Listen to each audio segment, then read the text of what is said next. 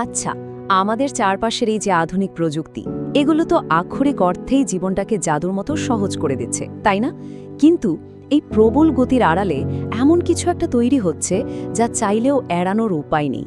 আজকের এই বিশ্লেষণে আমরা আধুনিক প্রযুক্তি এবং এর সম্ভাব্য প্রভাব নিয়ে একটু গভীরভাবে আলোচনা করব। একদিকে আধুনিকতার দারুণ সব হাতছানি, আর ঠিক উল্টো দিকে ভবিষ্যৎ স্বাধীনতা নিয়ে তৈরি হওয়া কিছু জোরালো শঙ্কা। এই দুটোরই একটা পরিষ্কার চিত্র তুলে ধরাই আমাদের লক্ষ্য।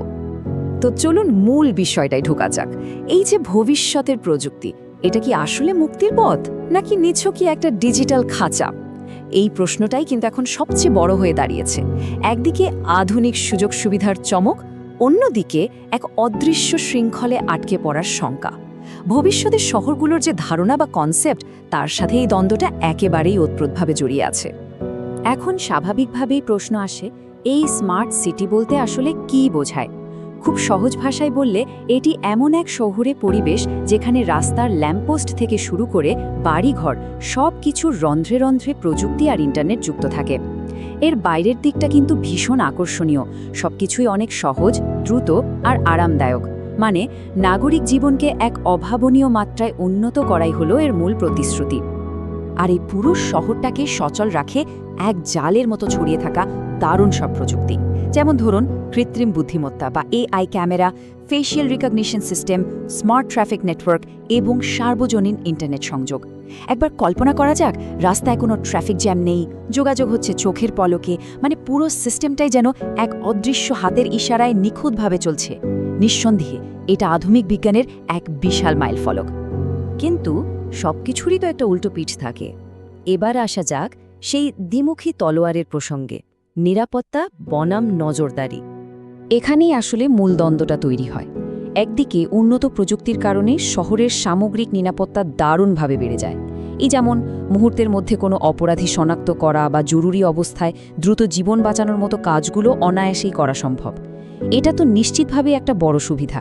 কিন্তু এর দামটা আসলে কী দিয়ে চোকাতে হচ্ছে?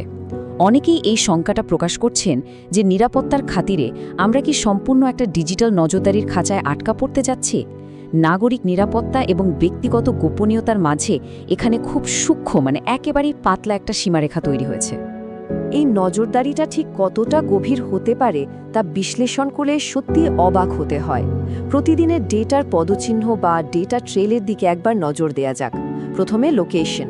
সকালে বাসা থেকে বের হওয়ার পর কোথায় কোথায় যাওয়া হচ্ছে তার নিখুঁত একটা ম্যাপ তৈরি হয়ে যাচ্ছে। এরপর কেনাকাটা, কি কেনা হলো তার পাই টু পাই রেকর্ড, আর সবশেষে কথোপকথন, কার সাথে কি কথা হচ্ছে সেটাও ট্র্যাক করা হচ্ছে। মানে যাতায়াত থেকে শুরু করে একান্ত ব্যক্তিগত কথাবার্তা সবকিছুই ডেটা হিসাবে কোথাও না কোথাও জমা থাকছে। এবার একটু বৃহত্তর প্রেক্ষাপটে নজর দেয়া যাক, বিস্তৃত প্রযুক্তির দৃশ্যপট। কারণ স্মার্ট সিটি তো এই বিশাল পাজেলের একটা ছোট্ট টুকরো মাত্র। দিগন্তে আরও অনেক নতুন আর অত্যাধুনিক প্রযুক্তির উদয় হচ্ছে।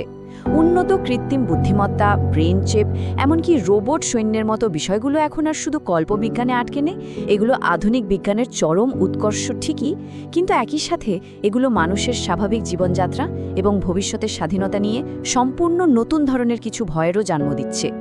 সব মিলিয়ে এই বিশ্লেষণের শেষে একটা খুব জরুরি প্রশ্নই আমাদের সামনে এসে দাঁড়ায়। ভবিষ্যতের এই উন্নতিগুলো কি নতুন কোনো বিপদের সংকেত? এআই, স্মার্ট সিটি আর ব্রেনচিপ কি মানবজাতির জন্য আক্ষরিক অর্থে আশীর্বাদ, নাকি এক অদৃশ্য খাঁচার ব্লুপ্রিন্ট? এই অত্যাধুনিক প্রযুক্তির প্রকৃত মূল্য আসলে কি, তা নিয়ে গভীরভাবে ভাবার সময় কিন্তু এখনই।